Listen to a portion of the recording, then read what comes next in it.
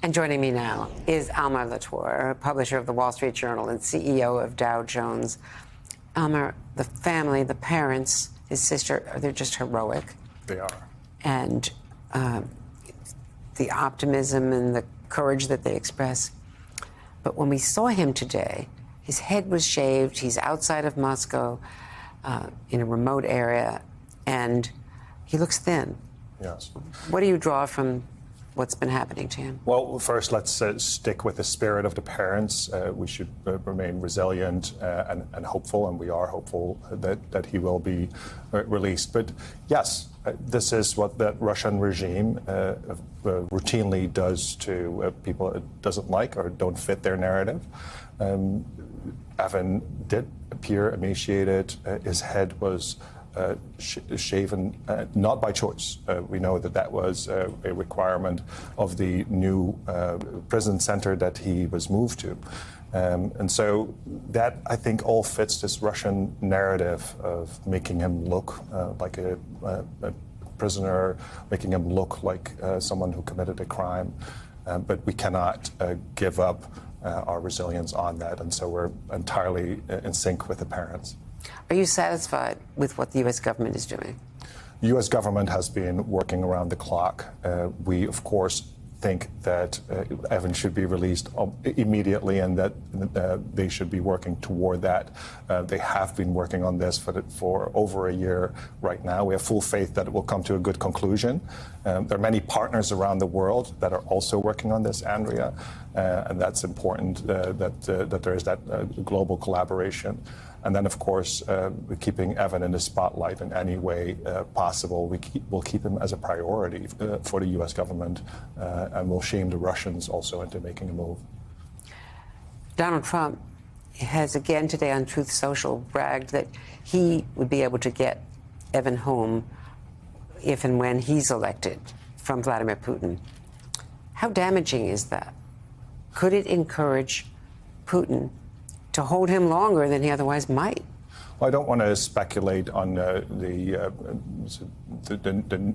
precise nature of that statement, but bipartisan support for Evan's release has been a hallmark of this whole campaign.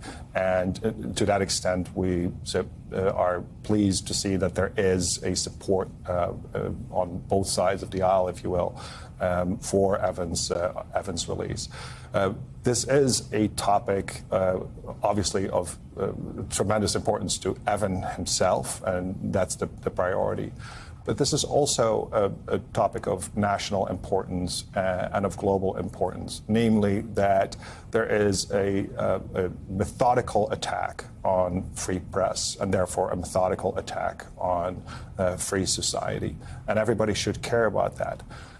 Once we get Evan out, we need to understand how we're going to stop this hostage-taking industry that is putting pressure on free press now. And it's gotten worse, Andrea, not better over the past year. And we got to figure out, after we get Evan home, which is a top priority, how are we going to stop this from happening in the future? And that's worthy of a debate.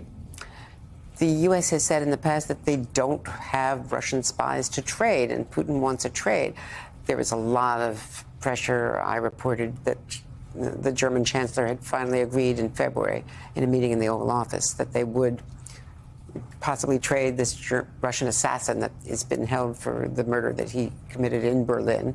Very controversial in Germany, but that could be one trade, possibly for Navalny, possibly for Evan. But then it never got much farther that we know of. But there were reports that they were scouring the world for Russians in prisons elsewhere. Yeah. Are there options? Well, it's a sad game, and we know that a lot of cases like these ended up in a trade of some sort.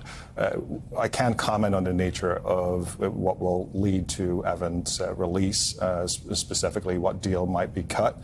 But suffice it to say that there are people looking at a solution around the world, around the clock. Hey there, MSNBC fans. I'm Luke Russert, and be sure to join me, Rachel Maddow, Jen Psaki, Lawrence O'Donnell, Steve Kornacki, Joy Reid, and many more, September 7th in Brooklyn, MSNBC Live Democracy 2024. Click on the link for ticket information. We will see you there.